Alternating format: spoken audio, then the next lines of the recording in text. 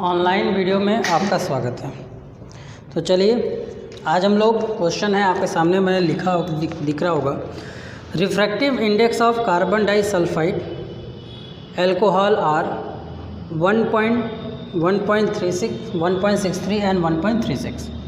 Ethyl alcohol का दिया हुआ which is optically denser. Denser का मतलब क्या होता है? ऐसा मीडियम जिसके अंदर लाइट की जो ट्रैवलिंग स्पीड हो वो क्या हो? कम हो। ऐसा मीडियम जिसके अंदर लाइट की ट्रैवलिंग स्पीड क्या हो? कम हो।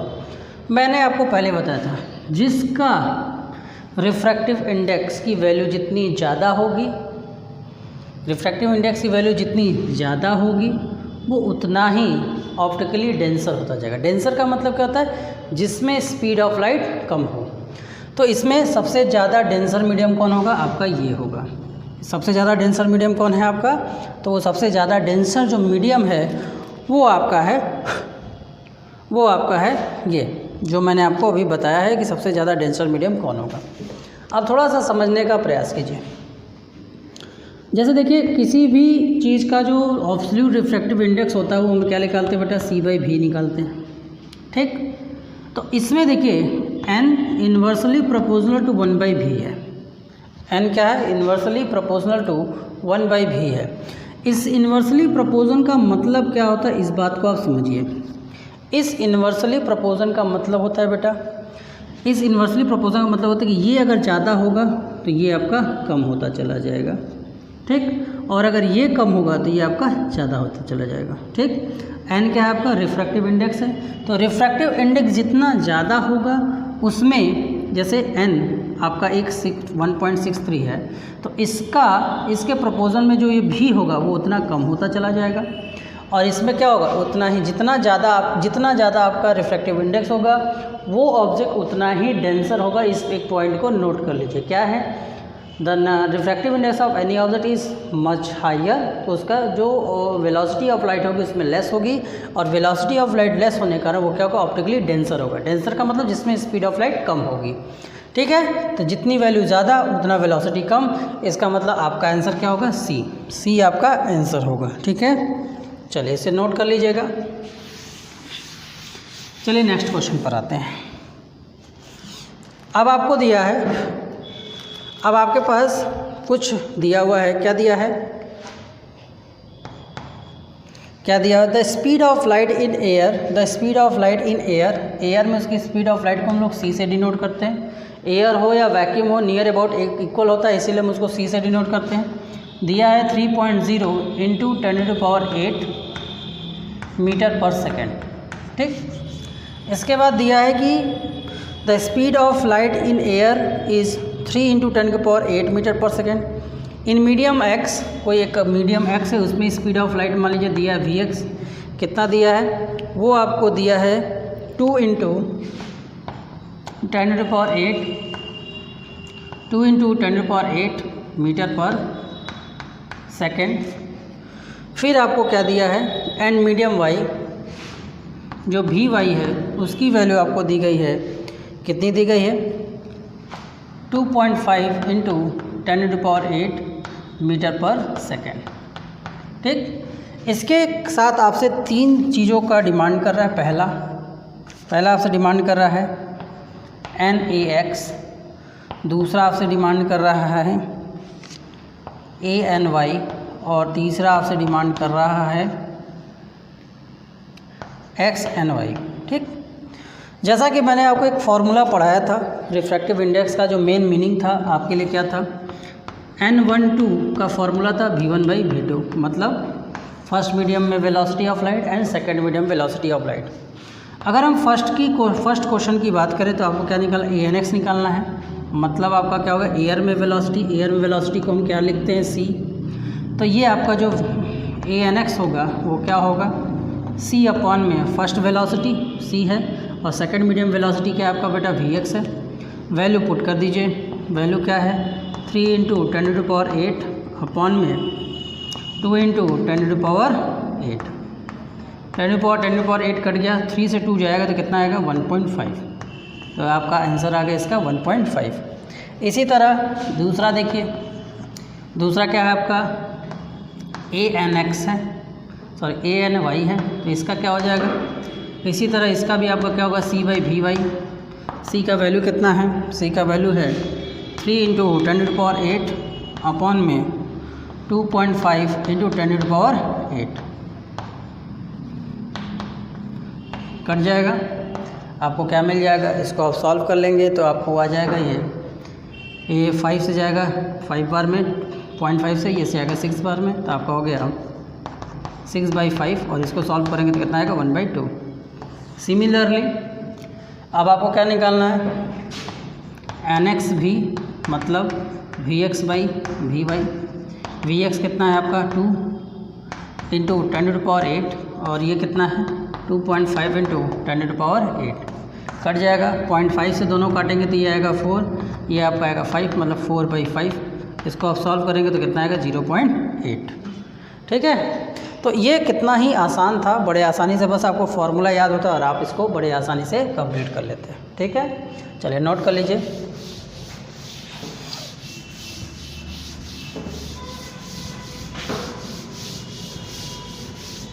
चलिए नेक्स्ट क्वेश्चन पर आते हैं। अब दिया है the refractive index of 4 substances, 4 substance है आपके P, Q, R and S क्या है 1.50, 1.36,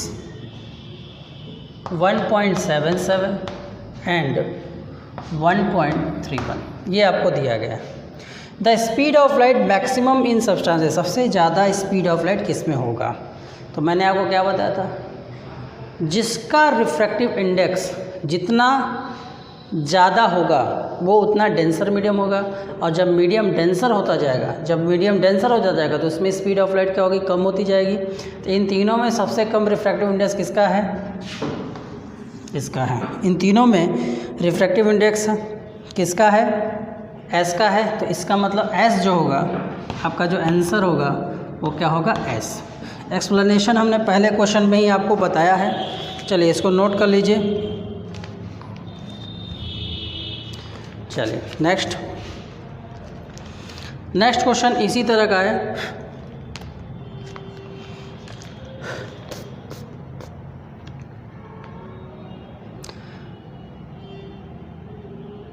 अब देखिए नेक्स्ट क्वेश्चन, देखिए ये भी एक अच्छा क्वेश्चन है।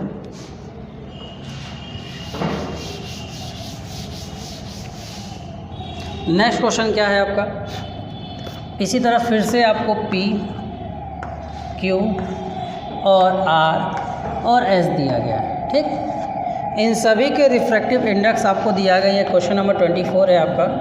इन सभी के रिफ्रैक्टिव इंडेक्स पहले का है 1.77, 1.50 और क्या है 2.42 और 1.31। ठीक, when light travelling in air incident on the substance eight equal angle, मतलब मान लीजिए ये P सब्सटेंस है, इस P सब्सटेंसेस पे जो इंसिडेंट एंगल है उसके लिए भी मान लीजिए इस पे I है।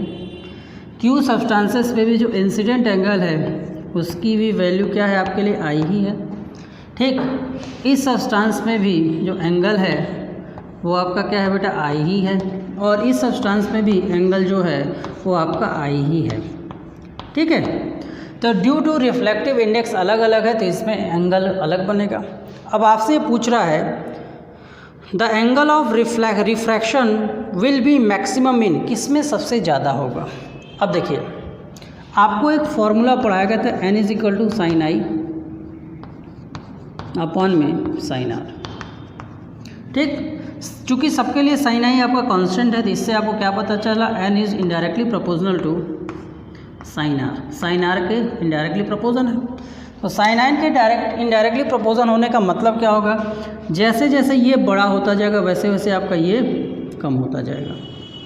ठीक, जैसे जैसे ये बड़ा होता जाएगा वैसे वैसे ये क्या हो जाएगा, कम होता जाएगा। ठीक, अब देखिए साइन की जो वैल्यूज़ होती हैं, साइन थीटा की जो वैल्यूज़ होती हैं, जो साइन थीटा की वैल्यूज़ होती है वो क्या होती हैं, 0 पर 0, 0 पर 0, 30 पर 1/2, 45 पर 1/√2, ठीक है, 60 पर √3/2 और 90 पर कितना होता है बेटा 1। तो जैसे जैसे एंगल बढ़ता जाएगा वैसे वैसे इसकी वैल्यू बढ़ती जाती है। मतलब 0 से 90 के बीच में इसका वैल्यू क्या होता है, इंक्रीज़ होता है, ना कि डिक्रीज़ होता है। और दूसरी बात, जो भी रिफ्लेक्शन हो या इंसिडेंट एंगल वो हमेशा 0 से 90 डिग्री के बीच में ही होते हैं और कहीं पे कोई डिग्री उनका नहीं बनता। जब भी बनेगा यही बनेगा। तो इसका मतलब क्या होगा कि n जितना बड़ा होगा r को उतना छोटा होना पड़ेगा, और n जितना छोटा होगा और आपका r उतना बड़ा होगा। तो इससे क्या पता चला कि r उसका ज़्यादा होगा जिसका n सबसे छोटा होगा। इन सब में रिफ्रैक्टिव इंडेक्स सबसे छोटा कौन है, s। तो मतलब s का रिफ्रैक्शन एंगल जो ये आकर इधर मुड़ता है वो सबसे ज़्यादा होगा। वो क्या होगा, सबसे ज़्यादा होगा। तो आपका आंसर क्या हो जाएगा, s। नोट कर लें, ठीक है। तो इस तरह के जो क्वेश्चंस होते हैं वो ज़्यादा पेचीदे नहीं होते हैं, आप बड़े ही आसानी से इस तरह के क्वेश्चन को सॉल्व कर सकते हैं। चलिए कुछ और भी क्वेश्चन हम लोग देख लेते हैं जिससे आपको और भी अच्छे से इस टॉपिक को आप क्लियर कर लेंगे। इसे जल्दी से जल्दी आप नोट कर लीजिए।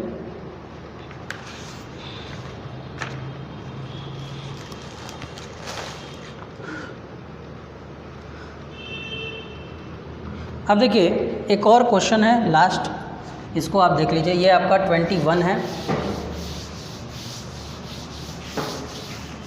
ये आपका क्या है 21। अब देखो 21 में देखो 21 क्या है, the refractive index of glass for light going from air to glass. मतलब जब लाइट एयर से ग्लास में जाता है तो रिफ्रैक्टिव इंडेक्स इसका 3/2 है, ठीक है। The refractive index for light going from glass to air, मतलब अब आपको जो रिफ्रैक्शन निकालना है ग्लास से एयर के लिए निकालना है। अब देखिए आपको एक फार्मूला बताया गया था 1n2 = 1/2n1 होता है। मतलब अगर ये निकालना है तो आप ये कर लो। अब देखिए सेम सिचुएशन बन रहा है ना, ये निकालना है और ये हमें दिया हुआ है, तो इसका मतलब 1 की जगह g मान लो और 2 की जगह आपके पास एयर है, तो 1/2 क्या है बेटा g, a है, और यहाँ आपका g, सारा वैल्यू आपके पास है, ये 1/3/2 हो जाएगा, और ये पलट कर ऊपर जाएगा तो क्या हो जाएगा बेटा 2/3 हो जाएगा। तो इस तरह GN आपको मिल चुका है। और रिफ्रैक्टिव इंडेक्स का जहाँ तक बात है, इसका कोई भी रिफ्लेक्शन एंगल नहीं होता है, ठीक, समझ में आया।